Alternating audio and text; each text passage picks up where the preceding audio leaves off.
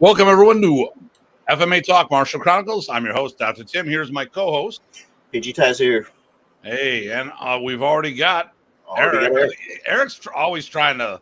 I think he's trying to be the number one fan out there, to be the first to do that and get bonus points. But as one of our guests already said, you can't cash those points in anywhere. But we'll get back into that. The name is Wolf from Ohio. So Eric is from Portland, Oregon. Oh yeah, and then PG Sam from Columbus, Metro Columbus, actually Mount Gilead. So happy Easter, everybody. Hope everyone had a good time. I see more people who have just logged in. They're not live yet, but I can see them waving. So the whole crew is here.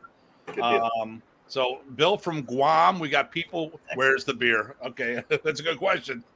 And then, of course, Eric thinks that's funny. You know, I usually have a rant. So here's the rant real quick. We're going to pop right into it. And we actually talked about today. Today I got a box full of belts. If you hadn't seen it earlier, if you're going to promote the art, we need to promote the art. We need to produce new students, not worry about promoting, giving other people rank or more rank if they're not producing people. We talked about this. Has been a bunch of themes for us. The big thing is the new black belts, the new instructors, the new whatever you want to call them. We need to get more bodies out there. If you want your art to survive, you need to have a bigger gene pool. Okay, that's my rant of the day. Gotta take the headset off. Well, actually, I'm gonna put it back on to see if I have the power on. Okay, so we are gonna be talking about the FMA Invasion. So I'm gonna bring people I'm gonna bring them all in. I'm gonna do the person who is hosting us is Terry Dow. Hello, Terry. How you doing? Hey guys, fantastic. So Terry is the Superfoot Wallace guy, the guy. Besides Bill himself, of course, he's actually the guy. But this is the protege, and then Nathan. We'll see you this weekend as well. So he is the master of ceremonies and the host of the big event coming up. We also have a longtime instructor there, Guru Steve Lefebvre, who's been there before Ty and I got in there. It was before the dinosaurs. Before the dinosaurs. I mean, they were all working out with Moses back then, you know. Actually, no, that was Carl, but that's another story. And then a later edition was Ty or myself. Then Ty's going to be on the event officially this time. This is his first show or a symposium. After that, we met Mike and May Williams, and here they are. How you guys doing? And now the newest member of the Martial Arts Symposium for the Filipino track, Dean Franco. The host and creator of FMA Discussion. So this is the crew. So we've got top left, that's me. Top middle, there's Ty. Terry Dow is top right. Dean Franco is the bottom left. Mike and May Williams, center, bottom. Oh, they're in the center square. It's like Hollywood Squares here. And then Steve Lefebvre, bottom right. So I'm going to pick to upper right square for $100. No. So I want to start. Terry's got a family, and he's got a lovely daughter. And I want to make sure that he can get home we have a tendency of going really late. So I want to introduce Terry first. So if he has to take care of family, that's all good. Who else is there? Oh, Kara's there. There we go. Nice. Likely bunch of excited to see you all. Okay. So Terry, tell us, so the FMA Invasion, us are invading actually we've been invited. We're not invading anything, but it's the FMA track for the Martial Arts Symposium. Please tell us a little about the Martial Arts Symposium and some of the instructors that we have not been talking about that make this such an epic event in the Northeast Coast. Yeah, I mean, there's 46 classes on Saturday alone. So this actually all started, Steve Lefebvre, myself, and Mike Fitzgerald, Jason Scaduto, a bunch of guys used to get our schools together back in the early 90s to just cross-train with each other. And we brought our students together and just each sort of took turns teaching and spent a day cross-training. So at least for our area, certainly one of the first groups to sort of coexist and get along as instructors and schools. And I know Mike and May, you guys came on pretty early too, before the symposium actually started. I think you guys were at one of the events that we were just on, a combined martial arts camp. Yep, definitely. Awesome time. And then, because, you know, I trained under Michael DiPasquale and Bill Superfoot Wallace, I would sort of pick one of those guys to come out and headline. And as things grew, an event that used to be in Bruce Chutnick's organization in Keene, the guy just didn't want to host it anymore. And I said, well, hey, if you guys want me to host it, I already bring all these people together. Bruce Chutnick said, yeah, that sounds like a plan. And so his group started supporting, and just one of those things that kind of organically grew. You know, I've been extremely fortunate in the martial arts to have teachers and friends that have always wanted me to cross-train and share and learn from everybody. And I've always felt like I wanted to give back and offer that opportunity with like-minded instructors to get together and share, and the students to have that opportunity. So really that's what the event is about. Like I said, 46 classes Saturday alone. There's, you know, just about as many instructors, and try to get everybody some equal teaching time. And it's been really exciting. Really, you know, Tim, you're kind of the brainchild behind doing the Filipino tracks and kind of keeping that more focused throughout the weekend instead of just doing a class or two. I think that works really well, because pretty much every martial art out there wants to learn something from FMA. I mean, I think it's one of those things that can easily transcend arts, and people can add it into their systems and learn something valuable. So it's been a pleasure to have you guys invade. Well, I will on that note, and my furry 170-pound co-host just came in the room, is pushing me off the chair. So so if you see a nose pop up around here, you know it's not me. But you know, I will say this: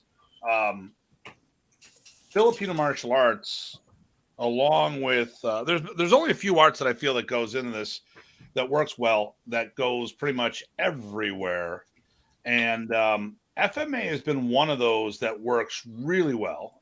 Filipino martial arts, I think it's like that universal accessory that you can plug and play anywhere. I think that's why Professor Praces was popular, because he was Professor Praces, and the big three, which was Remy Praces, Wally J, and George Dillman, they all worked because what they were teaching together could be applied as the art within your art or an extension of your art. Where some arts, they just don't blend well, you know. And I've been very fortunate, you know, that we've been able to get involved with this and you know, be ambassadors for the FMA industry. And you know, your event, Bruce Chutnick's event, does a real good. I know he's got a bad rap on his event because the Filipino martial arts out there, they don't understand. The one time the guys was like, they put us in a side room. Like, no, they didn't put you in a side room. They dedicated a room for FMA all day long. And you kind of do the same thing. And like, you've got okay, so Terry's got this room off to the side. I want that room every single time, because if you've been there, for those who haven't been there, it's a little chaotic at times. And we all share one floor. Eric says, yes, sir. Everyone shares the area, and sometimes you go into somebody else's area because of how many people pop in yours. We've got a dedicated room that's much better sound control. I like training with music, so I bring my UE booms in there. I play music, we work out, and I don't have to worry about someone crashing into us because we have 4 walls to keep people out, you know. And you know, we're better armed than everyone in the room, so it doesn't matter. The weapons room. Yeah, but I mean, but the thing here is, I mean, and Bruce Chutnick did the same thing for years. And I'm going back to the gathering this year in Reno, and I thought it was awesome because, you know, I didn't look at this being shoved in a side room. I was listening. This was a dedicated room for the FMA track. And like one of the areas you have a matted area for all the grappling arts. Yep. So, yep. Throwing, Aikido. Yeah, I mean, it rocks whether you're doing stand up or groundwork. So, Ty, I'm gonna see if I can get my dog to be quiet. So I still can hear. Okay, here's the thing. I'm doing this earlier. Usually when I do that, people think I've left the room. I can hear everything you say. So still, by all means, talk smack about me because I'll see you shortly.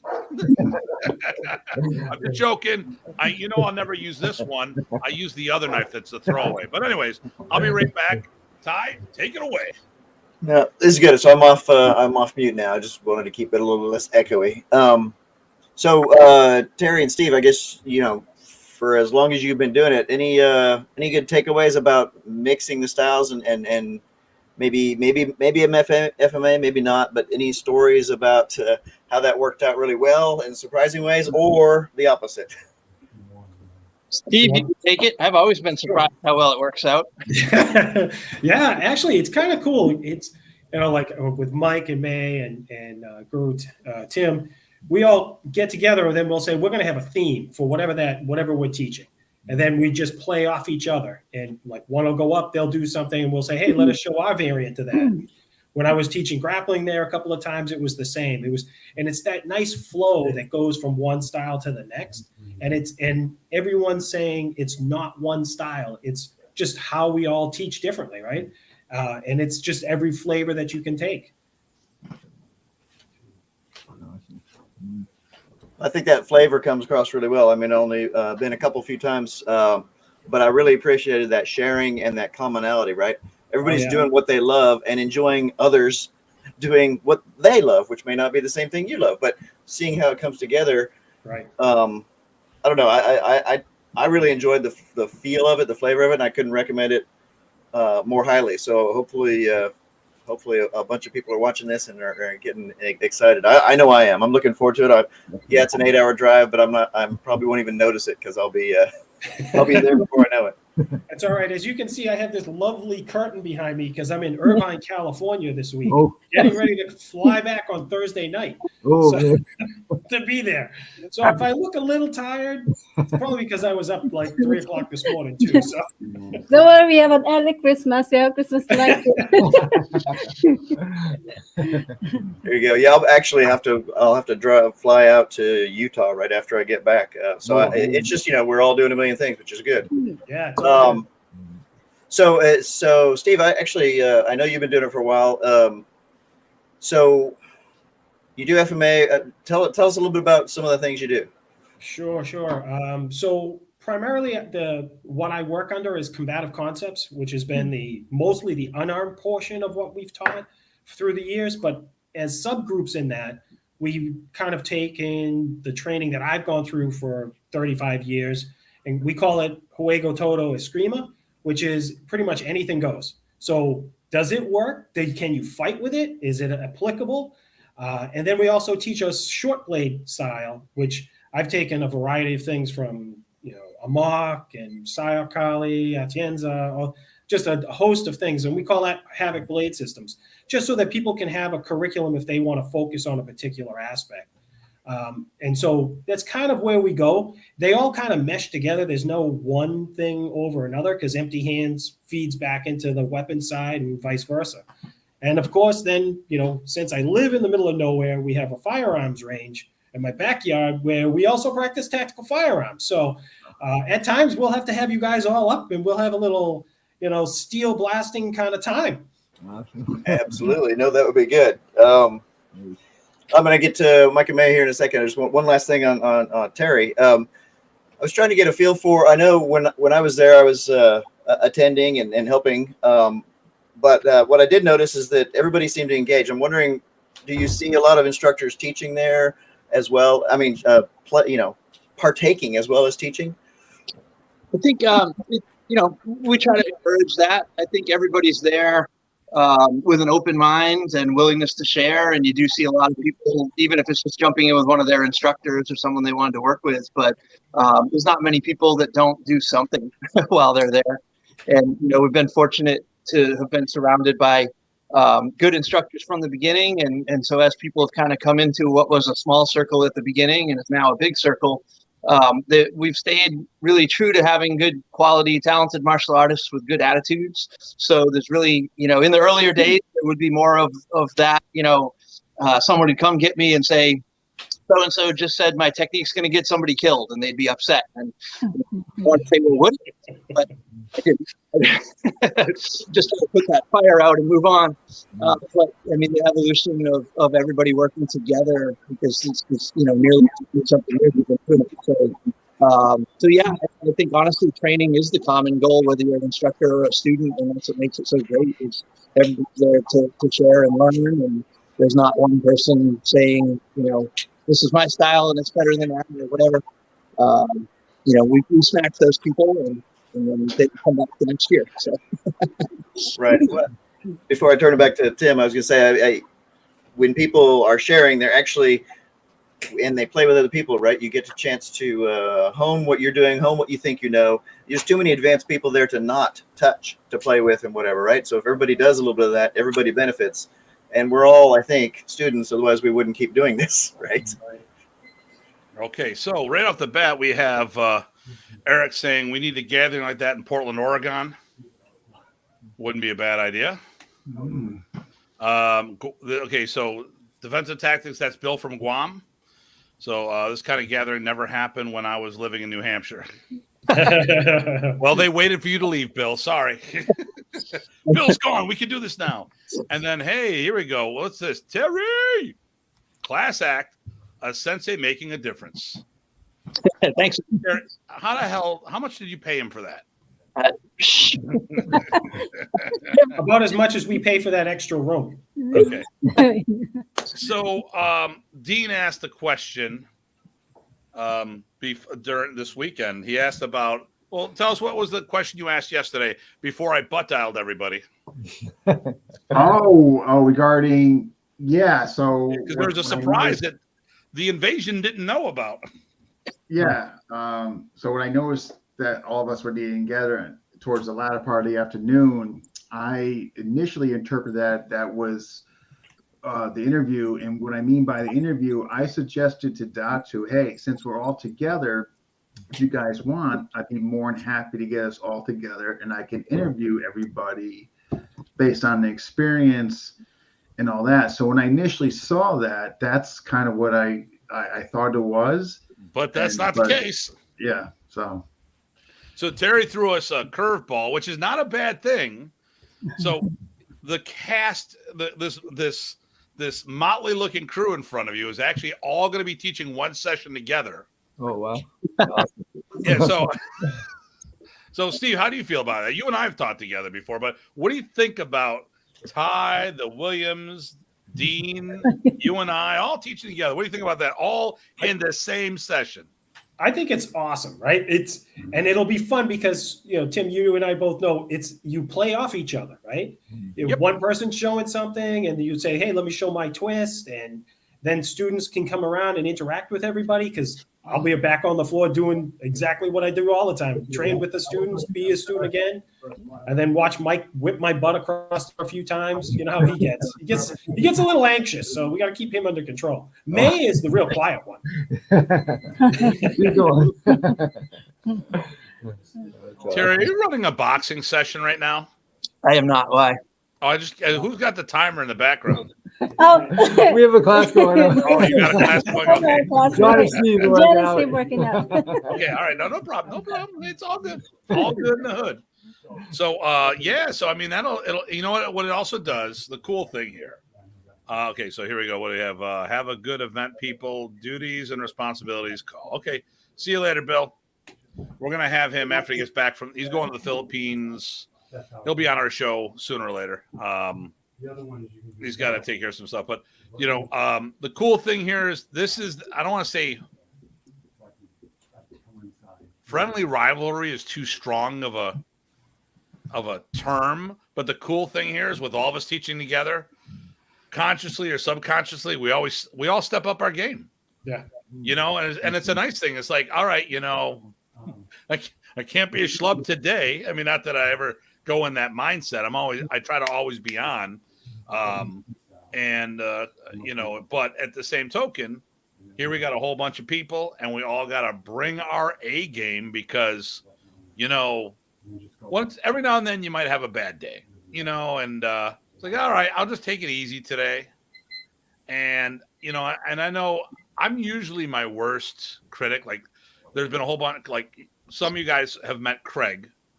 which is really probably my best out of town student for a partner. He and I have done stuff literally all around the world, including the Philippines, doing demos. And even in some of our bad demos, like, oh, that was a crappy demo. And then someone shows us footage afterwards. I'm like, wow, that was a really good demo. And I'm like, okay, but still in the back of my mind, I always think I could or should be doing better. I know when it vibes right. And when I've got the energy, and I know when I have the energy this weekend of the 5 of you being with me, in addition to the other room of all, well, how many instructors do you have on this bill? I lost count, around 40 something. 40 some instructors. Okay.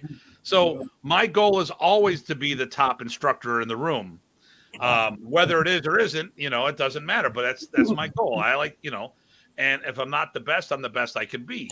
Well, when you got 39 other people there, you really want to step up your game, whether people like what you're doing or not. It's about the presentation, how you, it's the swagger. It's not about the system. The hell with the system. We can all teach the same damn thing, Like I said, my thing was I was going to teach underwater basket weaving, and just that Terry didn't have enough respirators to go around. So I'm going to do some stick work, But the thing here is, we want to bring our swagger and our material, represent our arts, we're all ambassadors. And the nice thing here is this. We need to promote all of us. And we've talked about this before. And I think COVID has done good and bad for us.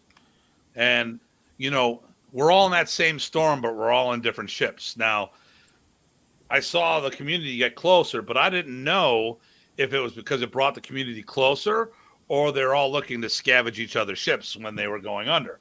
I know this crew, this crew right here, we're all down with each other. We've been friends for years, and Terry was asking me, like, Tim, who do you think I should bring in? Someone who's going to be a mover and shaker, who brings excitement to the event. And that's why I said Dean Franco. It's got to be Dim Franco. Dim Franco. Dim Franco. Well, actually, May needs to be the one to really correct us and say it all the right way, because I used to do a really good Remy, and then it's been too long.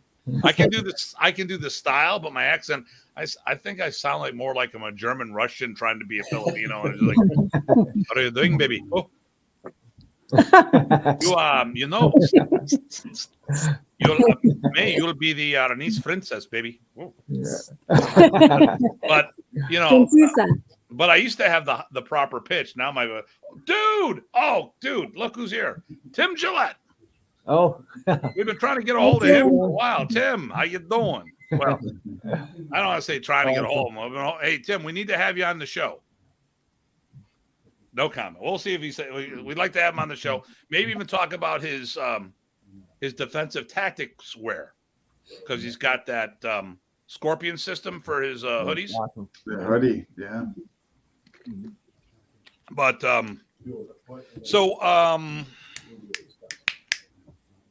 all right.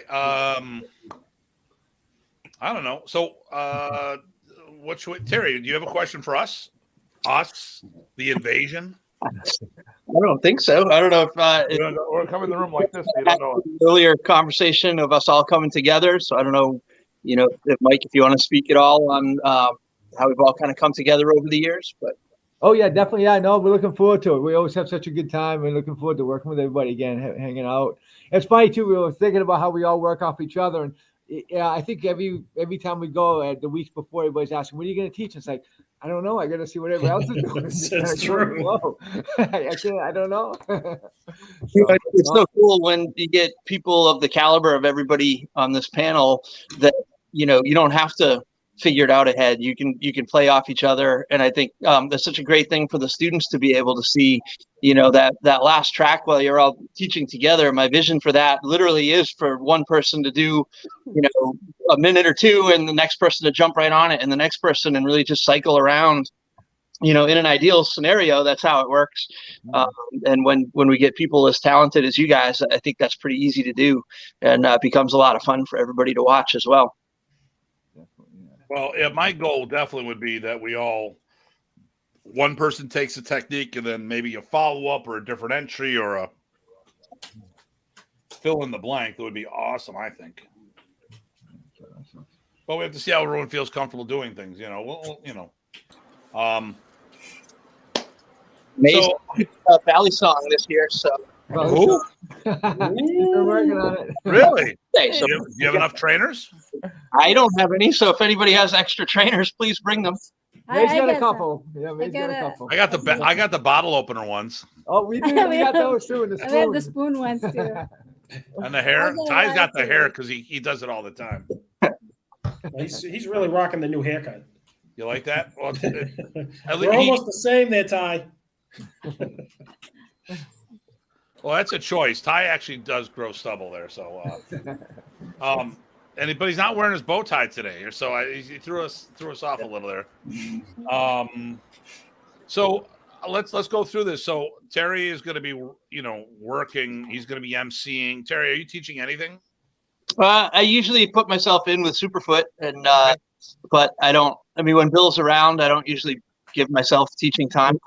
Yeah, okay. But I just kind of jump in and work with them. And it's always challenging because every time I think I have time to teach something, then my brain goes in 20 directions, and I need to I really just want to make sure that the students are happy and that all the instructors are also happy and organized and know where they're supposed to be and what they're doing, and make sure everybody's on track. Some of the different topics that aren't FMA related, I have to keep people organized on how much time they're teaching and doing things, because they're not tag teaming like you guys. They're presenting for a period of time, and then someone takes over with a similar topic. But it's just easier for certain teachers to have that track for 20 or 30 straight minutes than it is to bounce off other people. I think it takes a special group that can just kind of bounce in and out of techniques with each other. So I'm usually just running around and then talking to people. It'll be so nice. Honestly, last year we did this, but I didn't advertise much because I was afraid of any negative publicity around a gathering of people. We were really in the early stages of being allowed to do that. And so we did it with our core crew, but I didn't do too much external advertising. And it's been really nice this year to see the incredible amount of positive feedback. Pre-registrations are off the charts. You guys are going to be pretty excited, I think, to see how many students are actually on the mat this year. It's going to be packed. It's going to be a full. Didn't you have like 103 last year? We still had 103, and considered about half the normal event. And that was the funny thing. The timing was perfect because Saturday they lifted the mask mandate. Yeah. It was hilarious too, because I'm driving, so it took me, so Waze, I use Waze, WAZE. Ty turned me onto it. Really good travel app, and the Williams are definitely going to do that this year instead of using TomTom. Because it will. I came up on 95 to see them in Salem a couple weeks ago, and it put me on a parallel road where I got to watch everybody enter the parking lot while I kept moving. So it's an amazing thing.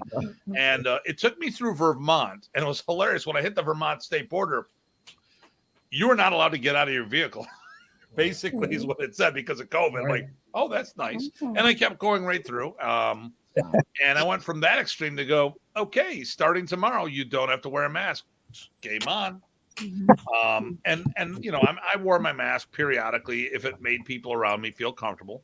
But it was really cool because it was the first real event I went to group event of any size that I went to after COVID. And I think the last event I went to was the Saratoga Martial Arts Festival.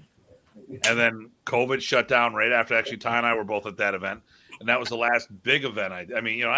We did art camp and stuff, but that wasn't, that wasn't even, that was probably a third or less, physically less than a third. Virtually, I probably did like half of what you had, but in person, and you also did a virtual option on that as well. But So let's go through the list. So you got us. So Ty and I have that Pracis Arnis background, which will have the modern, which will have the Balintawak and the Combatant blended in. Ty's doing some internal stuff because he's deep internally. He's always deep in thought. Steve, what systems are you drawing from this weekend? Let's see. So we'll probably do some floral fighting systems, Calisa Lustrissimo background a little bit on some of that. Kind of blended in with a few other things that we've practiced over the years. Okay. Especially some of the like multiple man attacks or street attacks, bat type things, like something similar that you've seen before, Tim. Like when you brought out the axe handle, something like that, right? Because that's what we see out in the street. It's not going to be this little thin rattan cane that I'm carrying, right? Okay. So something based around those arts. I'll make sure I bring Jerry, my axe handle, with me. Okay, and then cool. And then we have Tim Gillette sounds like fun. Like, hey, dude, we'll make it happen. How about see what your schedule's in 2 weeks? I got a topic next week that Ty and I are going to bounce off tonight. Did the schedule come out? Yeah, I just released Saturday's schedule on the public page about an hour ago. Okay. Sunday, I just need to put in the private instructor group tonight for everyone to check out and make sure they haven't omitted anyone to do, or typos, all that fun stuff. And once I get everyone's feedback, then I can put that on the public page tomorrow. But the main day Saturday is there, and Superfoot will be doing a bonus 2-hour thing on Friday from 4 to 6 p.m. for anybody that's in as well. That's funny. I mean, here's one of these things. I guess I should have looked at the schedule that you posted. I'm terrible at that. I just show up. I go, put me in, coach. Tell me what I got to do. I don't care, And it's probably why Terry and I get along so well. Because what do you want me to teach? From the stick topic I wrote down. Sorry, even when he puts up, we can change it. I'm teaching jujitsu. Oh, okay, sure, whatever. I got that. I got it. So, Mike and May, what do you plan on teaching? Drawing? What systems? Here we go. Listen, as far as an FMA group, we know we have to adapt to the room and everyone around us. So the big thing to me is not the topic so much as what systems are we drawing from. So Mike and May, please, can you tell us what systems of martial arts throughout the weekend you'll be drawing from? We're gonna do this combination of the stick and dagger. Well, I think that's what we're supposed to be teaching first. Yeah. Okay. Well, yeah, we'll probably pull from like whatever topic we're working on, and obviously stuff from Mudden on this, the Kitty Tertius Serratus, and all the stuff we've done over the years. So because Mike has a different accent than I do. Oh, sorry, Boston. No. So you said D Kitty with a D, right? So yes, with a D. Yeah, not P Kitty with a P. No, So it's D. D, yeah. So you're talking from Nene Tortal. Yes. Tito Nene. So so you got D Kitty Tertia. Yeah. You doing any Silat this weekend? Yes. We are doing a Silat. There we go. In the early afternoon, I think. I think. So what systems of Silat are you be drawing from? Oh, so Guru Edward Libby's Baring Sakti, the Harimau Silat. Okay. Okay. And then obviously the Pracis family, the modern stuff as well. Yes. Okay. Dim Franco. That's all because of GM Poggi. Terry, do you know who GM Poggi is? Yeah. You consider yourself lucky. Actually, you know his alter ego, otherwise known as Paulo Rubio. But he's GM Poggi is the Pinoy version of Master Ken. Okay. so anyways, but Dean, and he named Dean Franco Dim Franco. Dim Franco. So anyways, so what systems are you drawing from this weekend?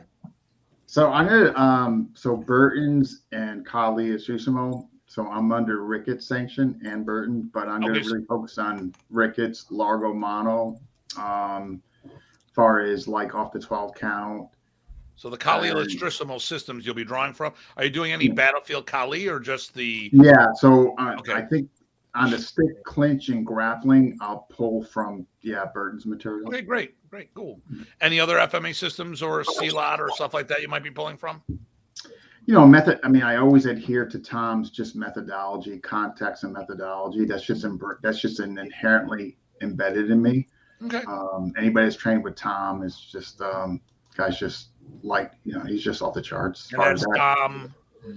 Tom Sodas. Right. So yeah, because some of our viewers may not know which Tom we're talking about. Yeah, he's just the guy just was a game changer for me. Not so much physical content, but just like the how to zone in on methods and having a contextual aspect to it. You know? Cool. He's coming the end of May over here. Tom will be here. Oh, nice. Oh, okay. Yeah, awesome. Yeah, he's. Well, yeah, you know. So. Cool. So, what do you got for us there, Ty? I'm going to put you. I'm trying to. I'm a little. So today, you know, not to sound like a whining little baby, but I will. I had a day camp for the kids, which is not a big deal. But the thing here is, as a host, like Terry knows, I've the weekend of the 20th of May, I'm doing the anniversary camp for Modern East because it's the 65th anniversary. Well, as some of people know, our hotel filled up, and now I'm scrambling to find other hotels and then some other things that need to get in. One of the things we're doing is a big testing promotion. We give away blades as part of, in addition to a belt, we give a blade. Well, I've been scrambling trying to make sure everything goes on, and for some reason, my Western Union order decided to hold the money for 4 days, and I'm trying to figure out why. So my guy is going to be working on it. It's no big deal, but it's just like one more headache that I have to do. Well, you know, why did you hold the money? I didn't hold the money. So I'm going a little crazy on this organization wise. So, Mr. Ty, what do you got? What do you got for us here? I was gonna maybe pull the thread and see. So you said, Terry, what, maybe 200-ish people? What kinds of backgrounds are all those that people should be prepared for if they're thinking of coming, or if they want to say, hey, I can do that too? I try to pull from everywhere. So, we have, internal martial arts, kung fu people, kempo people, boxing, kickboxing, FMA, Indonesian arts, Aikido. I don't know if that's probably a majority of the main groups that show up. But pretty much covers everything, yeah. But it's like a smorgasbord, right? Because I from what I thought I saw, people didn't really. They weren't stovepiped. In other words, they didn't just only do their stuff and then not do anything. They mixed it up and kind of went a buffet mode, right? Right. There's obviously a few groups that come in and do what they do, and it's just really cool because no matter what somebody's looking for, I try to offer it. There's one of my training partners is a savate master from Italy, and I don't see too much savate around here. He's pretty amazing. We have Big John, who's an undefeated FMA fighter that comes in. So, everybody's just so talented. It's really cool to have everybody on the same page, and we have a couple of different Aikido styles, and they get to kind of train together and share their similarities and nuances. I really can't say enough about everybody just showing something, getting along, and having fun and training together. Doesn't work out 100% of the time, but we've got a really solid group now. Most of those hiccups have been worked out in the earlier days. Well, I wouldn't sell yourself short. From what I saw, you make it look easy almost. You keep the high energy going, keep a lot of groups going at the same time, and I know you have a good support group. But you have a lot of balls in the air almost effortlessly, and you're always doing it with a smile. Everybody feels super welcome. So it's no wonder that people keep coming back. And as far as who's teaching, there are some big names there. We don't need to necessarily say the names, but there's some other big names there. There's people that maybe some people haven't met, but they're amazing, and their skills come to the fore. And I think everybody displays their enthusiasm, right? And that's infectious. That's how I teach. So hopefully that'll fit in fine. But I really enjoy that because it's just a lot of energy and this beautiful thing. I got to say this. Terry has got a lot of people who are probably, if anything, underrated. He's got people from a whole bunch of different arts there that you might never have heard of, but that doesn't diminish their teaching ability. It's just some of these, there's no, so one of the things that I'm looking at these days is I'm not saying I'm not going to be traveling as much, but I have to make my travels worth it. I know people who've gone to all these events that they don't get compensated at all. I know people who will fly to Greece to teach, fly to the Philippines to teach. And I'm like, but you're paying to do all these. And there's a bunch of events that I go to that, like, well, you know, there's certain events I go to as a lost leader because I know it opens up the doors for me. You know, there's a lot of good opportunities for me to go to places. And this is a phenomenal event that opens up many opportunities. But, you know, there's a lot of these guys, you know, like myself, I'm looking to scale back a lot of the things that don't make sense for me to go to, because every time I'm away from my family in the weekends, you know, it's away from my school. And a lot of these guys that come to this event are like Big John, the Muay Thai instructor. He's got one hell of a business going on that he's managing all the time. He could easily be doing seminars, but I don't think the seminars would pay him enough money to leave his business, because his business is doing that well. And the thing here is, like, when people sit there, like when Remy used to do seminars, he would get paid $1,500 to $2,000 a day. But a lot of times he took care of his own airfare, you know, and sometimes he took care of his own hotel. So how much money was left after all that? And that was Grandmaster Remy prices. You know, I could sign up 3 people on a Saturday, and that's $6,000, you know, for membership, you know. So, and there's a lot of these guys, like Big John's a perfect example. My God, he showed me the pictures of all the stuff he's got going on. It doesn't make sense for him to be on the road because he'd lose money. That's the caliber guys he's got at this place that you won't hear from them because they're running a full-time business, and they have all the skills and knowledge to be out there doing this. So these are the types of events you want to go to and check everybody out. A lot of times I'm going around and I'm picking people's brains. It's like, well, Tim, where are you doing? I'm going over here. Are you training? Nope. Because I'm not worrying about the material. I want to look at the presentation. I'm taking notes, you know, like the boxing methodologies. You know, I was talking to Big John about the counting systems. I go, well, here's the one counting system. I don't use that because I want people to know a jab's a jab, a cross. But he helped me break down a couple systems. I'm like, oh, okay. I'm used to the number system. I'm like, okay. And we talked about the number system, and I think Joe Lewis had a different counting system, and I talked to another guy. Well, what do you think about this? Because I saw them at other events, and we would compare notes. And there's so much. I'm learning things from a different point of view because I'm trying to teach. I'm trying to learn teaching styles, and a lot of times I do all these other systems, and sometimes I'll be in there physically doing it. Sometimes I'm watching from the sides, and it's not about learning a new system, because a lot of the systems teach the same material, but it's how they communicate things. And Ty and I, we just had an immersion camp at my school. Ty stayed at my house for 9 days. We feel sorry for you, Ty. Along with 2 others, you know. So you might feel sorry for him, but yeah. So Greg, Larry, and Ty, and some things people were understanding and some people weren't. And as we talked about it, my question became, Ty, do you understand everything I'm saying because you've been around me so long, or do I need to change the way I say stuff? And some of the best things that people say, wow, I love this, Tim. I love how you say that. Well, I got that from Dr. G. I got this from Wally J. I got this from someone else. Nope, that's Tim Hartman.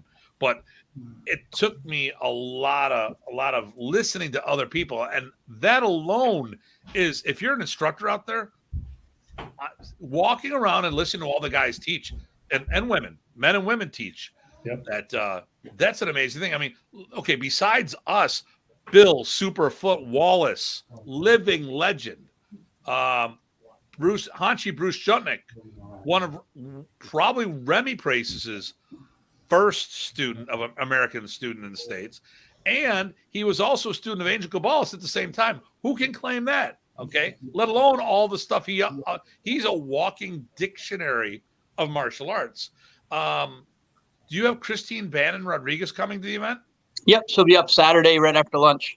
Amazing. And didn't she double like for wasn't she Catwoman or something like that, or Batgirl or something? Yeah, Batgirl and one of the Karate Kid movies. And... Yeah, she's done everything. And And she's super nice.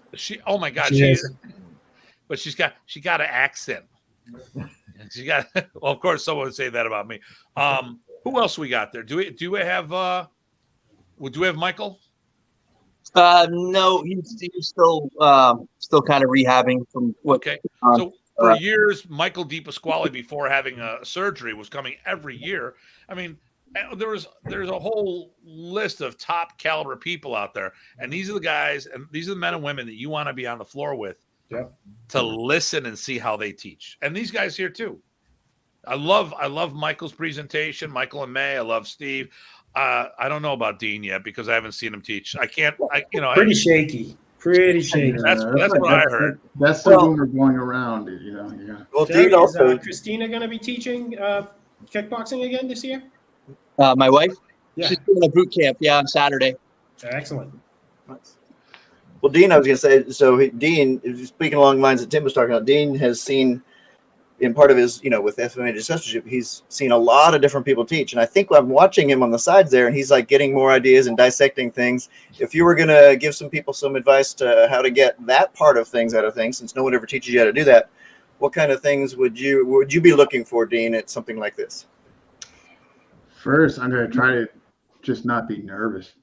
I got to be honest. I mean, yeah, I'm just going to try to just get there, deflate, and just be in the moment and just enjoy the company and just, that. Like, I'm looking forward to Mike's C-Lot thing. I kind of looked at the schedule, like who I really want to check out and further my knowledge or just whatever they're offering, because like you said, I mean, none of us know everything, you know what I mean? And there's always can learn something from somebody. So I'm definitely looking forward to that. But as far as recommendations, when people come on, they do demos when I'm interviewing them. I just look for the clarity, and even though sometimes they're working within a tight, confined space. So if they can make that work and they do really well articulating, demonstrating, they take the time to come back to the camera and kind of go over what they're doing. That's stuff that really resonates with me, So I look for that. Like, not only is their presentation verbally detailed, but does it correlate with the physical presentation? Is there really good congruency there? Hopefully that makes sense. No, it does. Yeah. Well, and on the other side, I was going to ask Mike, May, Steve, since you've been doing this a while. I'm going to ignore Tim for a second. So I know you guys teach your regular classes and stuff. What do you think do you get some feedback during these kinds of events, this event in particular, and what kinds of good feedback has helped you from something like this? You want to start, Mike? Oh, sure. Okay. Yeah. No, we've had a lot of people that want to go every year. Some people that are new this year going for the first time. Everybody's really excited. They just can't wait. People that went before, they have a good time, and so they're coming again. Yeah, and everybody we brought always had a great time, and was looking forward to making it. I think only Robin Shirley had a baby this year, so they can't make it. But I know they're disappointed. So, but I think everybody's always been excited about coming, and everybody always couldn't stop talking about it. We always tell them that to have fun. Yeah. We tell them check everything off. They said they want to check out what we doing to help us out, but if not, check out everything. Go whatever you want to check out. Just go have a blast. And any seminar, check it all out. We really encourage that. So definitely everybody looks forward to it. So I think we have, I don't know how many people we have going this year, but I think we have a good group going. So yeah, we have some good group. Yeah. Actually, I'm gonna text you shortly. Yeah. Another person's gonna be there this year is Grandmaster Buzz Durkin, who is an amazing person. We teach at his camp that they do every year, and awesome. He's got a huge school in New Hampshire. Just a really great person, like you were saying, great presentation. Real friendly person to talk to. Just a really nice guy. I'm looking forward if I get a chance to go to his event. Definitely, I want to check that out. I always have a good time hanging out with those guys. Yeah, really nice. Oh, I see. And I'm looking forward to that. Yeah. Oh, hey, here we go. Ryan Chamberlain says, "See you, my friends." Okay, Ryan, he'll be teaching that, right? He'll be there. And then, Rob Trezzi. Oh, Rob, hey. You're doing the Tahoe event in 2022. No, I'll be doing Bruce Jutnick's event in Reno in October. And then, Carrie, each year you make new friends. You look forward to seeing them next year. John Savage, because he's savage. John's listening to you on the other side. he's listening in the other room. All right. And then, hey, buddy. Okay. And then I live in Reno now. Oh, there we go. Yeah, I'll be at Circus.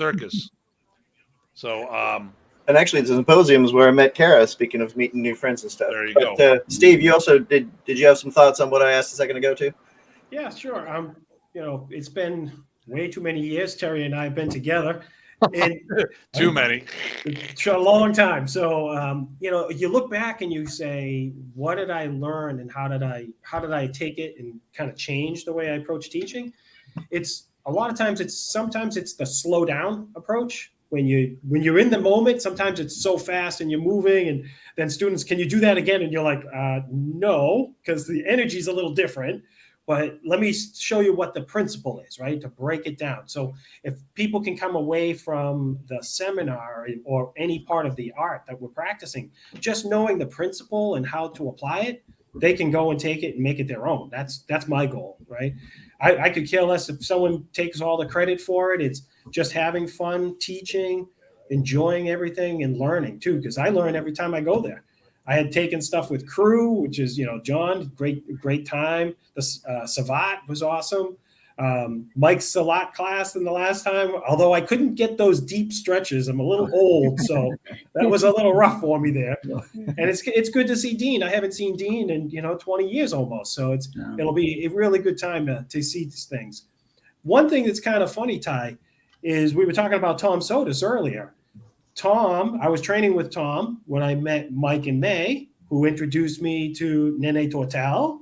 And so some of this all came together through those early associations. That circle is pretty small, so it was all good. Awesome. That's like if you look at like me and Steve's, like Steve was with Sayak Atienza.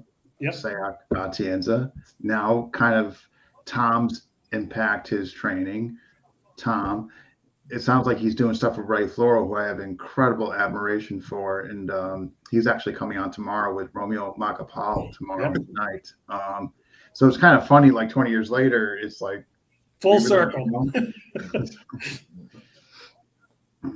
Nice. I'm really looking forward to sparking off you guys. I've shared floor a little bit with Mike and May. Dean, we've talked and visited and whatnot. Steve, actually, I think I took some of your session, but I don't think we interacted a whole lot. No, because I remember you being down there, but I never got to touch base with you after.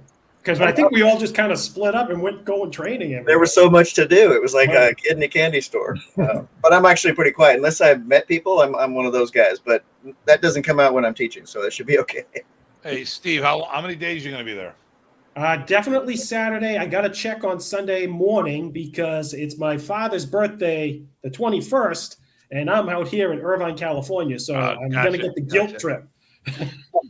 Gotcha. Let me see here. What we got? The no suit. He's probably talking about me not having a suit tie. No suit. Yeah.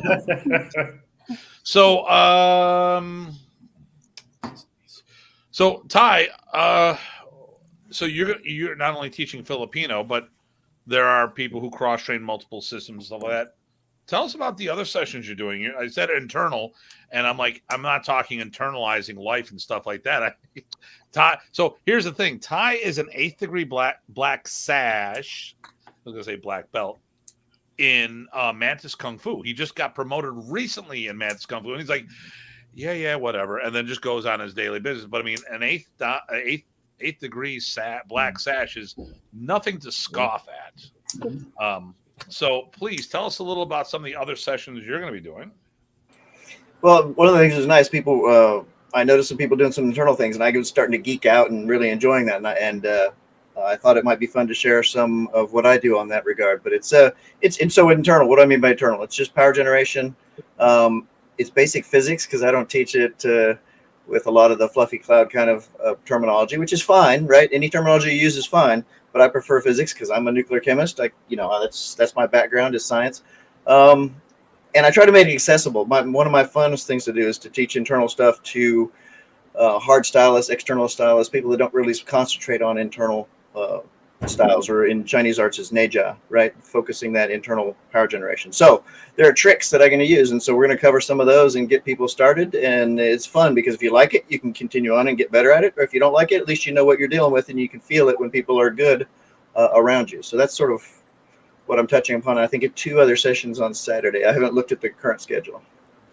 Cool. All right, now you have me intrigued, Ty. There you go. Now you got to touch hands. I've characterized it. I like to. So kung fu and internal arts, I like to say, is for lazy people who don't mind working really, really, really, really hard to hit as hard as they can with no effort.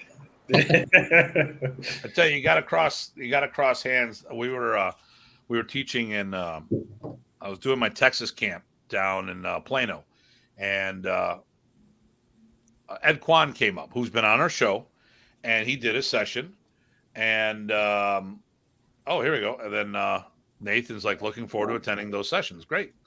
And so trapping came up, and then Ty and I ended up reminiscing about some of Remy's old trap series, like the Tappy Tappy Open Hand. And we started banging hard and fast, and it's a whole different energy. And all of a sudden we realized, wow, we're doing really good. We're getting really, we're having those loud slaps. I'm like, so much that we might be distracting the class, but it was really fun just to play. And Ty's got a different energy, and it was a different compatible energy. So that's the whole thing. So, because sometimes, it's like, you can have 2 good dancers, but they cannot jive together whatsoever. This was same but different, and but different but same, and it was really cool vibe. So definitely, I think he's going to be bringing some really good things to the table, and he's a phenomenal presenter. I mean, Ty does a really wonderful job when he's teaching. And then I'm going to do my shameless plug. What we're doing this year is a little different. Unless Terry decides to change his mind, but he can't because it's on the show, and I'm saying it now. So Sunday, I'm the only teacher of the whole group, so no one's teaching but Tim. No, I'm just joking. I'm not talking the invasion. I'm talking the whole session. The whole weekend's me. But we are actually doing so. My rant at the beginning of the show. We're doing something about it. My rant was we need to get more people doing the arts, all martial arts. Less than 1% of the population does martial arts. We'll round up to 1%, which means if you're in a room of 100 people, you're the only martial artist in the room, unless you're at Terry's event. Then the only people who don't do martial arts are the kitchen staff, and you never know. You just never know. But the thing here is, for Filipino martial arts, we're always the secondary, tertiary arts and stuff like that. Well, I'm doing a series on Sunday, a couple classes on Sunday, to start getting people certified in programs. So we're not certifying anyone at the event. I'm doing the course, handing them the outline, and people will have to do their work, as we always say in the show, with the whole idea that next year's event and other events throughout the year will be doing certification that they can get. So I'm going to be doing single stick module 1 and double stick module 1. So this is not, you will not be certified to teach an FMA system. You'll be able to do a course, or more importantly, start a training group and then work forward to eventually become an instructor. And we have to do these long-term goals. Here's the thing. For those who own schools, and we've all taught, here's the sad thing for the people who are listening. Hey, Mr. Rebello. By the way, Ty, he's going to be talking to you all about the test. So he called me today about this. So okay. So he's going to talk to you to go over the stuff. But when you get a new student, the sad mindset is, what do you need to do to replace this student? Because they're going to leave you. Every student leaves you, unfortunately. Every student's going to leave the art. It's not leaving you. It's just life takes them in a different direction. And I can't tell you the percentage of people who stay in the art versus the people who leave the arts completely. Hey, it was something to do. I did it for 3-5 years, and now I'm going to do hiking. Now I'm going to do rock climbing. Now I'm going to do this. So we're constantly looking at that replacement student for the new one that just walked in 2 hours ago. If you don't plant those seeds, okay, while Remy was alive, how many people did Modernistas as their primary art? I'm not going to say it wasn't just me. There was a handful of people. It was me and my students. But I mean, I was talking to, when I was down with Mike and May a couple of weeks ago, every name we brought up, they were all doing karate or taekwondo or fill in the blank. And that's the problem with FMA as a whole. All right. Steve, how many people that who've done FMA come from something else? Oh, it's almost everybody. Okay. Does anyone know anyone who started in FMA besides myself? And as a hush falls over the crowd, It's still teaching actively, or just people that? Because I know lots of people started as their only art, and then we lost them. But still, Yeah. Actually, Just Hey, May. here we go. Right. so Hey, you're Filipino. he's got to be a master. They're in the I village. have met thousands of martial artists. Hell, how many Filipinos don't even know they have their own system out there? The sad thing is there's more non-Filipinos doing the art than Filipinos doing the art. And actually the same thing goes for all the Asian martial arts, because the Japanese are saying the Americans are more Japanese than they are, because the Japanese, the next generation coming up, they're going for this Western mindset. They're all rap music and they're drifting. The Filipinos, what are they doing? They're dancing, karaoke, and basketball. They're not doing their. Ty and I have walked through a street fight in Manila with 20 plus people, and no one was doing any of this kung fu fighting shit. They're hitting people with rocks. But anyways, I digress. They've got her karaoke right over here. I know you had a karaoke. I was waiting. We were supposed to do karaoke at the seminar, but you didn't. Yeah. So listen. He's got dual karaoke. There we go. There's the microphones. And listen, He's bringing it to the event. so for those who remember this, when we used to make fun of the Japanese tourists with their cameras, the Japanese have got nothing on the Filipinos. They take the cameras to a whole nother level. Oh yeah. But listen, Terry, I know that I know. So Terry only had 2 hours of sleep. He's not going to complain about it. So what I want to do right now is, because we're going to keep ranting for a while. Listen, I want to thank you for being on the show. I want to thank you for hosting this event and inviting all of us to be part of this show. Thank you for having us too. Okay, this is much appreciated. You've given, you're giving the six of us an opportunity to teach at your event, and you've repeated. And I don't know why he's had me back after. He had me back after the first time. I don't know what the hell's going on there. My vote was against it, Tim. I thought I figured that would be the case.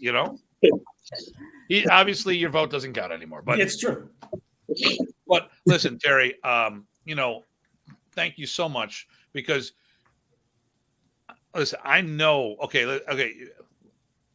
If you haven't hosted one of these things, this is a labor of love, because I know there's times that Terry comes out of pocket to put this event together, or barely breaks even. Okay, that no one wants to do all this work to not make money. I mean, listen, I see that, and Terry's let me behind I got the backstage pass. I get to see all the nonsense and all the things that are going on. And I already RSVP'd to be at the dinner because I told them. But the thing here is, things happen. And unless you host events, you have no clue. And there's all these weird dynamics and all this other stuff. And he's the one that everyone's complaining about. You spelled my name wrong. You put me next to the wrong person. How come this person's photo bigger than mine? When? What about daylight savings time? What about this new math bullshit? And the list goes on. And people just got to grow up aware of something. They need to, the problem is everyone's got to learn to man and woman up, or toaster if that's how they identify. And I'm okay with that. If they want to be a 3-pronged toaster, it's all good for them, whatever. But the thing here is we all got to grow up and realize that before we say something, what's their side of what's going on. And this guy has got 40 plus instructors, probably 150 to 200 people who are going to be at this event, all looking to him when something goes sideways, and half that shit's their own goddamn fault. And Terry's not saying a word. I'm saying this from the history of me hosting events. Half the bullshit we talk about is actually the problem with the person, not the host. I don't have a room. Well, maybe you should have made a reservation. I didn't get a dinner. Maybe you should have prepaid for that meal that we talked about. Whatever. I mean, if I don't get the session I wanted, guess whose fault that is? me for not reading the damn schedule. But I do try to let people proof everything, but not everybody sees the group message. yeah, that's that. Well, I just ignore it. That's my bad. Once again, coach, just put me in. Whatever you need me to do, I'm there. You know. It's an honor to have you all with us, and it's such a blessing to be able to bring everybody together. You know, like I said, I've been really fortunate that Superfoot was one of my early mentors because he's pretty much a neutral personality. I mean, he gets along with everybody. And so I've been able to kind of walk through a lot of those doors. And, you know, I'm friends with a lot of different groups that, you know, I know don't necessarily get along with each other, but I'm friends with all of them. And it's just so great to be able to try to break down those barriers, bring people together and share and watch students have those opportunities that we as instructors all had. You know, a whole other topic, but man, you know, Steve and I've talked about this a lot on where we had to travel to learn our information. And, everywhere. So, yeah. And it's like now, you know, we've got as good or greater quality all gathering in one place that you can get to. So. Well, we look forward to be part of that event. And then definitely check out, talk to Dean here, who's on the show. He'll be there. And he's the host of FMA Discussion. So if you've got any questions, you want his autograph, I get 20% of whatever it pays there. That's right. You changed it from 10. Well, you know, that was before the show. Now that the show's on, you agreed to that. I doubled it because how do you say no? Definitely. You know, obviously when we get there, nothing that we need to, as far as time and all that. But again, if the interest is there, I'd be more than happy to interview whoever. While I'm out there, plan bringing the laptop. All you need is power and an internet connection. So we got internet. We got power. Okay. Well, I don't know if we both have them all at the same time, but we got it. It'll be all right. All right. Well, listen, Terry. You know, I'm not trying to shove you off, but I know that you have very little sleep and you have a family to get to. Yes, that's true. So thank you for and we're going to wrap up shortly anyways, but I just wanted to get you on and get some sleep, my man. All right, I'm going to try. I'll see you Friday. Thank you. See you later, Terry. All right. So, and everyone loves Terry. And there we go. I'm going to remove Terry. I didn't give him the boot. He can take himself out completely out, or maybe he did go. Oh, he's gone. All right. So I'm looking forward to teaching with you guys. Definitely. Hey, you know what? As I always say, bring your A game because I'm bringing mine. No. I'm only bringing B. B? Oh, damn it. Can I bring my alpha game instead? No, I'm looking. This is cool because, you know, I had no clue that Terry was going to put a session with all 6 of us together. That'll be cool. Incredible. I mean, that's going to be. Yeah. And who knows? I'm going to throw this out here before we even do the event. Maybe the FMA Invasion should go on the road. Just saying. I like it. Saying. That's funny you brought that up because I know you were going to think about that already, my friend, because we've talked about shit like this already. Yeah, and somebody, Roger Bullis called me. Oh, screw Roger. No, actually, I like Roger a lot.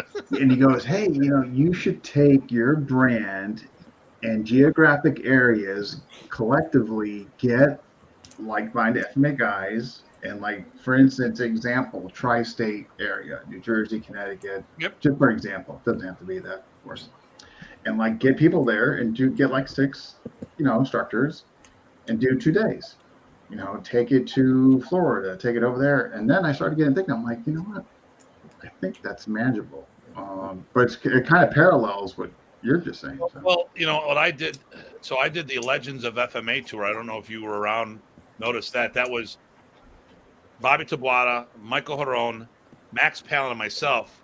We did like 7 cities in 10 days. How'd it go? We had a blast, but, you know, yeah.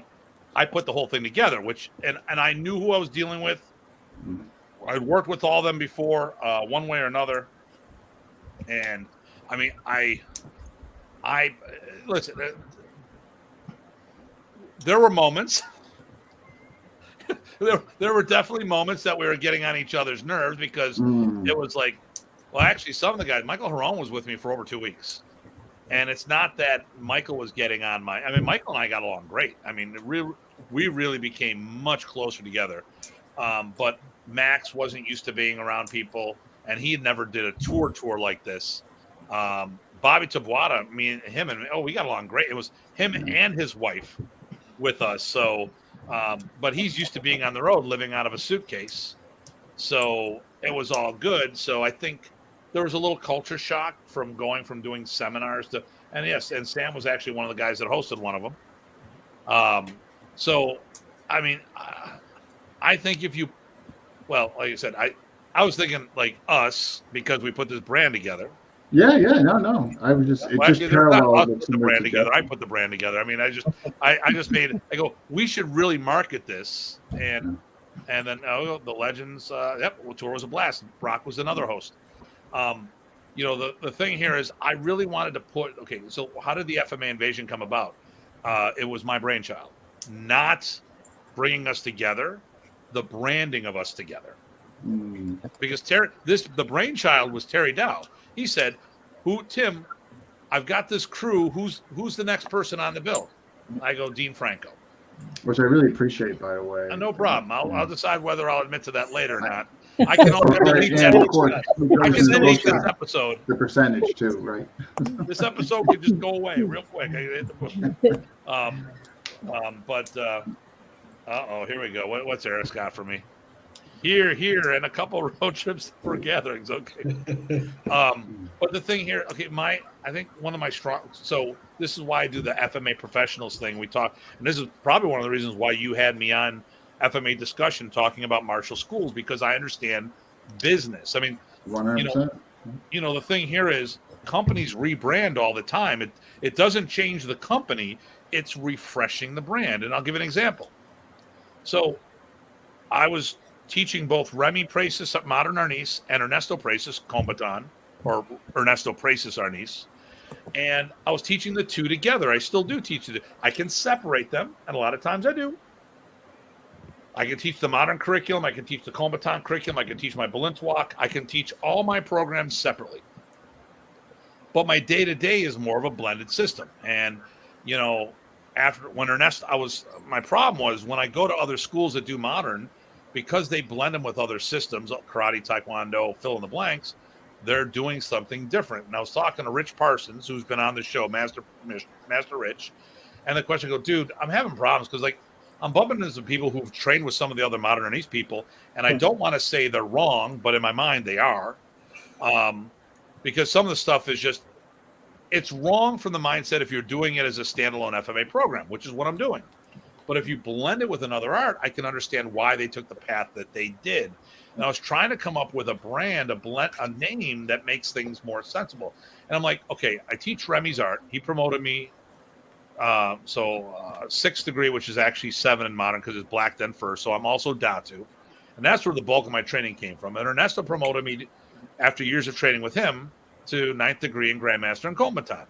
So I'm teaching the two together, and for years I was while Ernesto was alive, I was talking to Rich and going, "Hey, what do you think if I said Praces Arnis?" Because a lot of my friends do American Kempo through Ed Parker, and the students paying an homage to their teacher called it Parker's Kempo. Mr. Parker never called it Parker's Kempo; he always called it American Kempo. So. And I talked to Rich and go, that way, if I'm teaching in someone's school and they say, well, Tim, how come you do it differently? Well, I'm doing Remy's art and Ernesto's art together, so I have a different synthesis. So it might be because I'm doing these two together. I'm teaching the family art where you're just doing one side of the family, which is why you might see things differently. So that was the whole approach. And I didn't want to play favorites to one brother over the other. I mean, I could talk about Remy, who promoted me to Datu, or I could talk about Ernesto, who promoted me to Grandmaster, but I wouldn't have been able to do it without Remy's teaching because it was all on the back of Remy's teaching. And I'm like, why don't I do Praces Arnis? Because I used to sign my things Tim Hartman Modern Arnis, and I said Tim Hartman Remy Praces Arnis, and then I was saying Remy A Praces because I wanted to make the distinction because Remy Jr., which is Remy P. Praces, he was doing more the Guck Arnis than he's doing modern. He didn't train with his father much, after he left the Philippines. And that's 20 years of development that he didn't see. So, well, then what did he call it? Because I heard everyone else tells me he called it American Kempo. I don't think he didn't call it Parker's Kempo, did he? Maybe it was just Kempo. Maybe it was just Kempo. Yeah. So, so I sat there and I talked to the guys, and then when Ernesto died, about a month later, we pulled the trigger and said, "Let's go Praesis Arnis because it really promotes the family art." And here's the problem: I'm old school when it comes to this. I don't like my English with my Asian words. You know, Remy used modern Arnis because it was an American word and modernizing the traditional arts. He also called it AKA Filipino karate. So he rebranded his thing in the Philippines that spoke to the Filipinos. So, but here in the States, when you say combat jiu-jitsu or combat hapkido or modern this and modern, to me, it sounds cheapened. No matter how good the system is, I like my Asian words Asian, you know? And that's why I went Praesis Arnis. Well, Praesis is a Filipino last name. Arnis. Okay, no, I like that. Praesis Arnis, like Parker's Kempo. I mean, I could have named it Hartman's Arnis, but I didn't. It's about my teachers, not about me. I'm just the person teaching the system. These are the guys that created it. So, and that changed the way I did stuff. And I've always been about branding because I think about the business, how to get and retain students, marketing, because I'm competing. You know, unfortunately, we do, even though they're not a real competition, you know, the real competition is volleyball, bowling, soccer, crazy. In my town, hockey and soccer. I mean, there's no professional team here in soccer. I don't get that. Hockey, I get. We're a big hockey town, but these things kill me. And marching band, that's another one. I don't like marching band. They kill me, absolutely kill me. But I went with the rebranding because I thought about this. Well, now we're talking about a seminar. What way to get a better look at the FMA people, or practitioners here, by saying the FMA invasion? Now everyone's it's on their radar.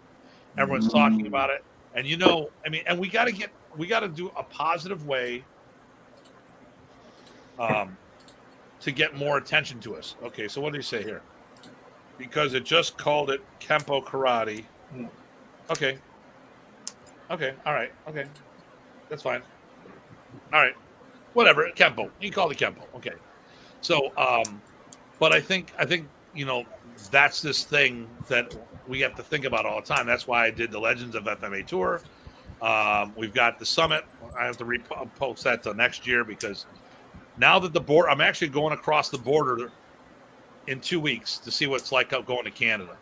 And some of the Canadians are beginning to come down. That's because they're going to the shopping outlets, but that's another story.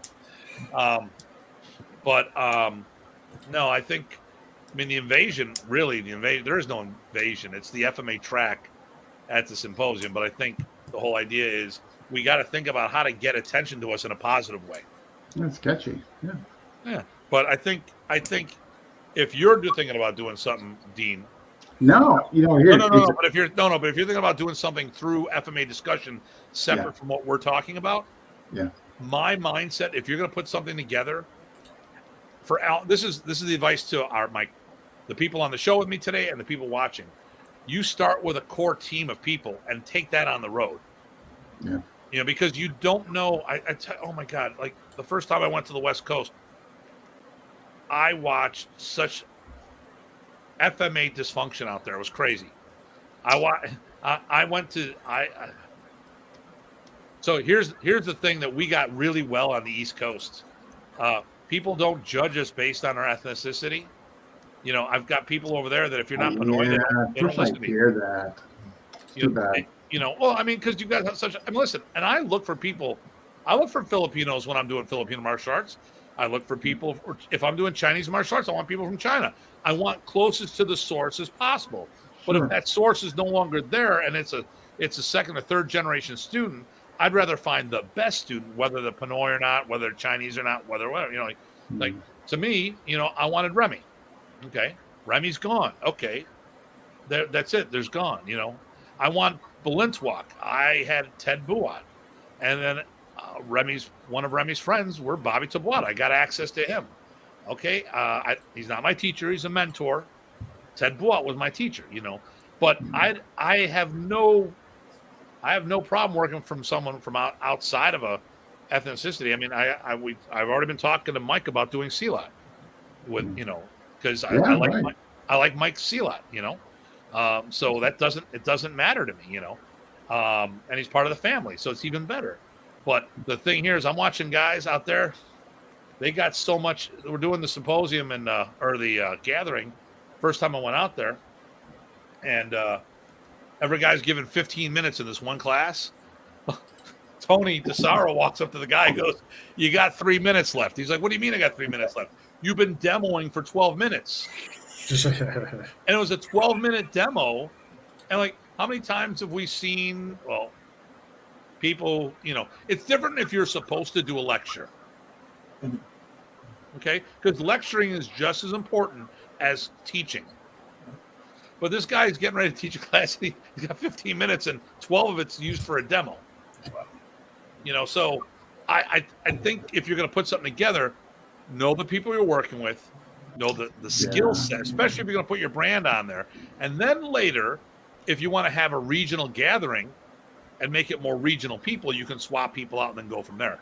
For anyone doing this is what I would go with the crew that you're comfortable with and then expand on that later.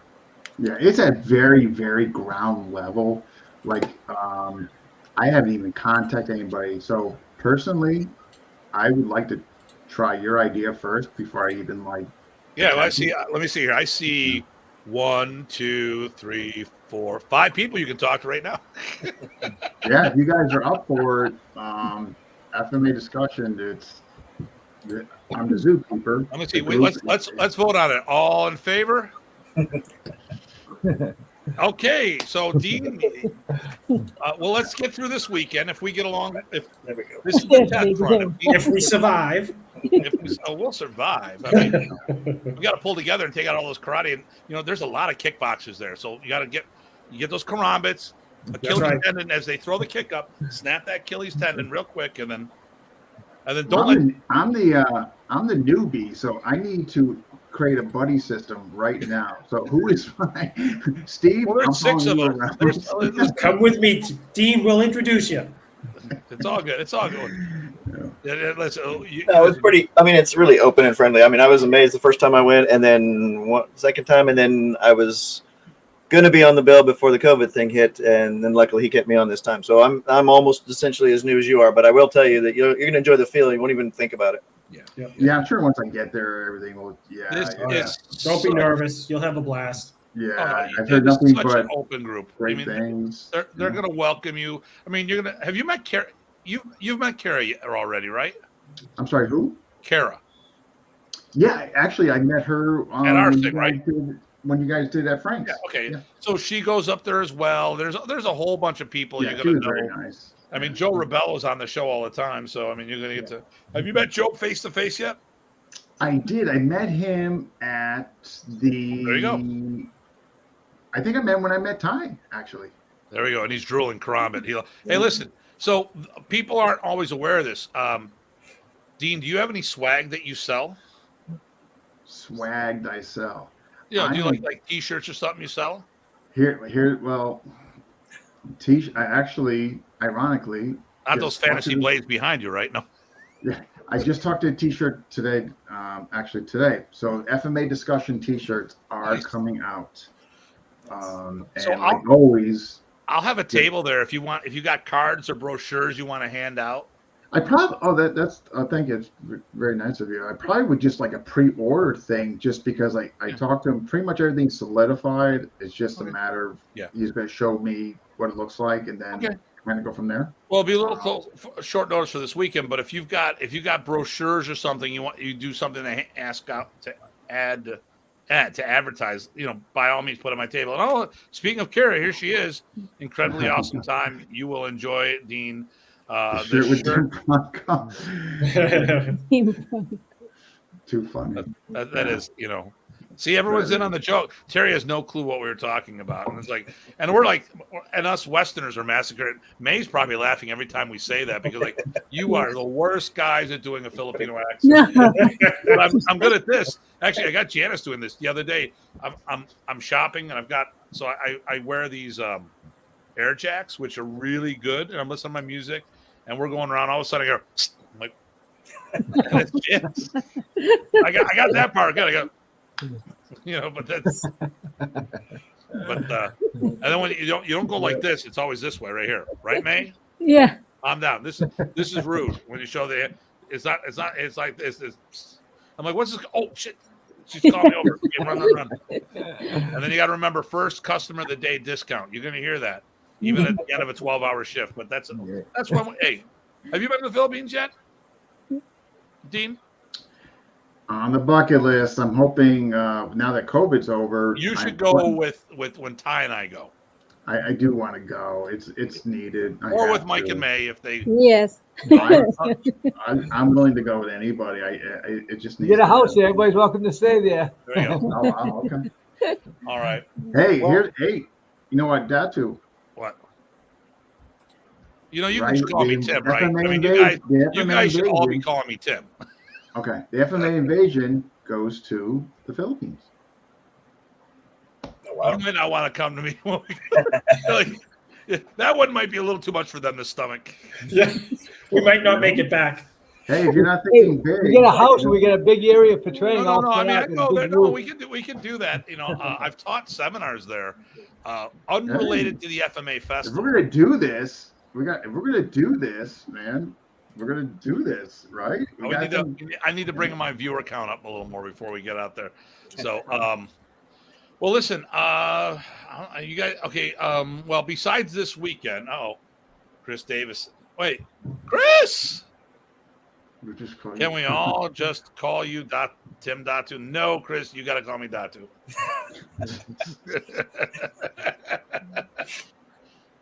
After you blew that sword for him, cutting your fingers off multiple times. So Chris is top notch. He's about the same age as Ty and I, and he still competes and does a wonderful job. And I remember this. We just did a tournament a couple of weeks ago, and he's pulling the sword out and putting it back, and he made a little debacle. No big deal. I mean, I just bust his chops because I can. But I remember the first tournament he did a sword and he drew it out. I'm like, Chris, and I'm pretty sure he won the division.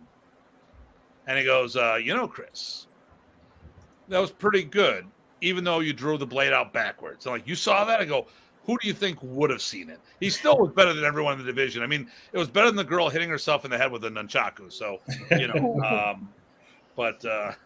and it goes, yes, I know you took first place because they're afraid of you getting him with the blade, the blunt end, because it hurt. I did. You were the only one to see it. Of course I was. Nice. They're like, I can't believe it. You saw it. I'm like, dude, I'm the knife guy. I'm the blade guy. I'm the weapon. I mean, listen, any of you guys would have saw the same damn thing,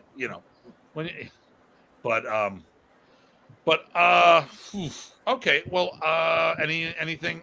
Well, let's go this way. Dean, after this weekend, what events you got coming up? Far as shows or no events. Events going Are you to teaching somewhere? New Mexico. Oh, phenomenal. And then pending what this goes. Well, yeah. I mean, we don't count. I mean, we do, but we don't. So New Mexico. Okay. And then June, possibly Florida, but not positive. Brandon Ricketts is coming back from the Philippines to San Diego in August. So I'll definitely be going out to California. To live? He was supposed to move back, and I guess that's not happening. Okay. So I guess he is going to come here for like 3 weeks and then return. Okay. All right. Go. Steve, you got anything coming up? No, nothing planned yet. Probably around June or July, I'll probably do something up at the camp. But other than that, nothing really planned right now. So Mike and May, obviously, I've got you coming to Buffalo, and then you're going to send me that information so I can get your hotel room worked out. So I'll put it on my credit card. Incidentals, you got to take care of that yourself, of course, because I'm a cheap bastard. But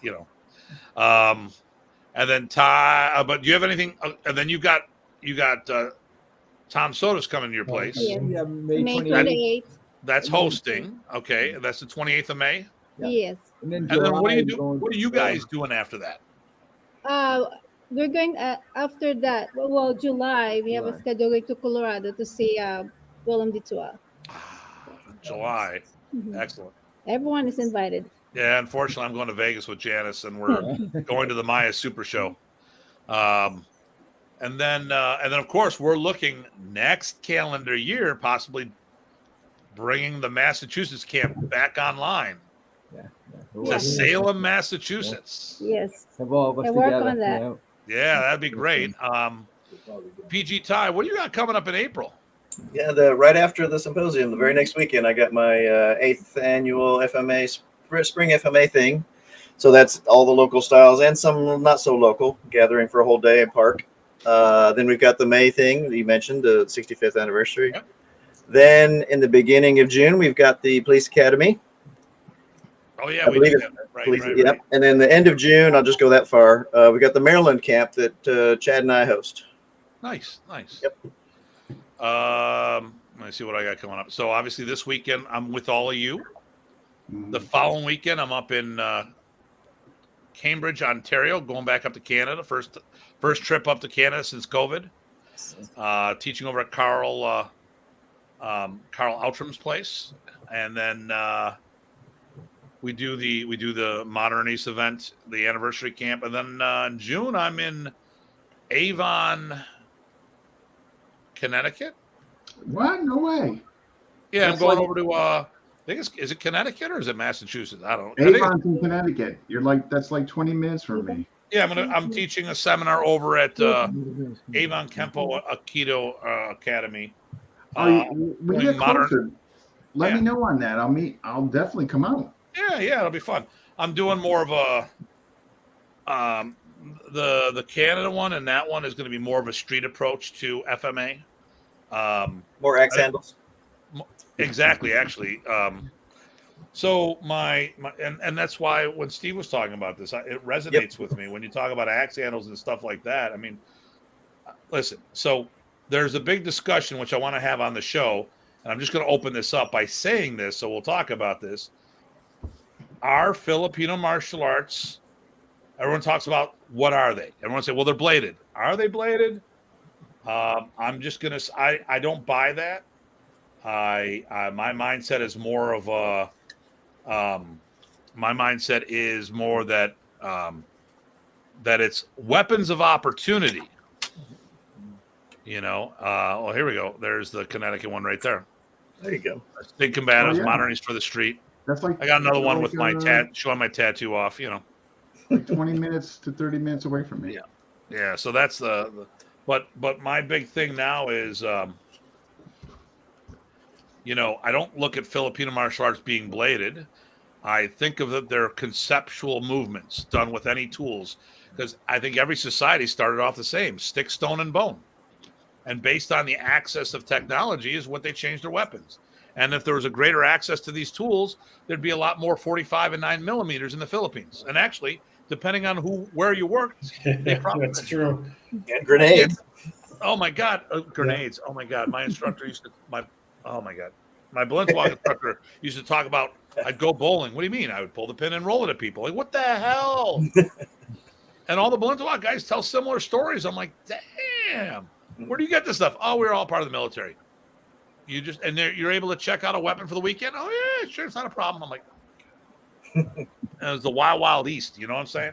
So, but you know, to me, you know, my guys, we all talk about it. I said, what weapons do we do? And the answer is yes. We do weapons. Yes. And I don't think that we're exclusively bladed. I think that the blade captures the spirit of what we do. It's more of a symbolic thing. You know, like when you think Japanese martial arts, you think of the katana, of their weapon.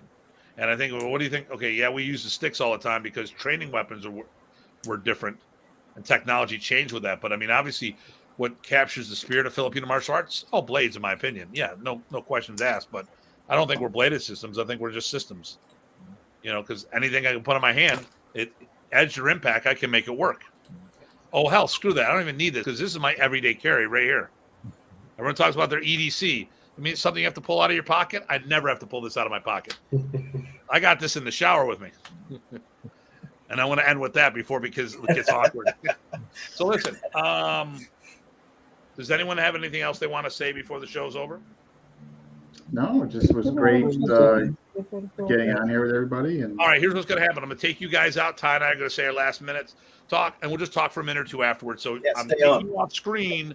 Don't go away. Right. And see, and this is why I really like. I'm going to bust Dean's chops as always. Well, here we go. Look, boom. This is why I use. Franco. I use StreamYard. I saw Datu Wick I'm kill just a 3 creature guys. of habit. I know. Datu Wick. There you go. That's really- My stick bag has the morale patch of Baba Yaga. So, I'm embracing. Nice. And I do have a Mustang now, so what the hell. And then, Rob, we will catch you later. Yeah, So you guys hold on as I remove you. Thank you for being on the show, you guys. Thank you. Thanks, you. everyone. This weekend. Thank See you you. this weekend. Okay. 1, 2, 3. They're still here. Good. Okay, they're not I better going stick anywhere. around. Yep. They can hear everything we're saying. FMA are That's a good group. That's a good group. I'm looking forward to this weekend. agricultural, yes. Okay, and Yep. then nice talk, guys. Thank you. And then always great listening. Oh, Brian was stealth mode today. So listen, everybody. Oh, I think we lost Mike and May. They probably just had to take off. They're bored with us. No one likes talking to us. We'll get enough of it next weekend. Yeah, there we go. Yeah. So, and then thanks, Joe. So, as always, everybody, this is always a pleasure doing this. It's great to have people on. Our viewership goes up and down. I think we get a lot more play later. We don't get a lot of the views that a lot of our views are not tracked because they come through Facebook. Right.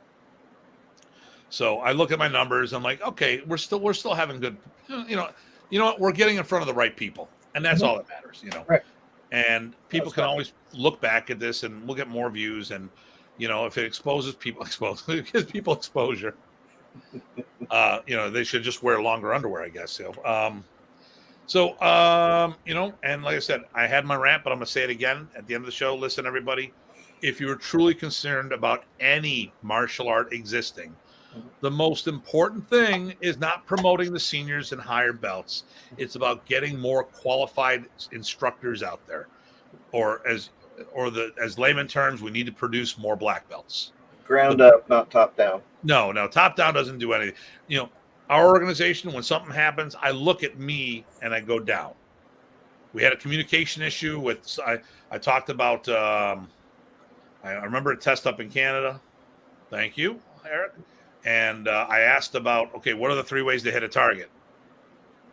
And we asked everybody, no one knows. And I looked at the board, they didn't know it. I go, well, everyone tell me what the 3 blocking methods are. And then I go, board, and no one knew. I'm like, okay, you know what? This is things I say all the time. These guys should know it. I didn't emphasize it enough. I got to take responsibility and figure a new way to get it out there.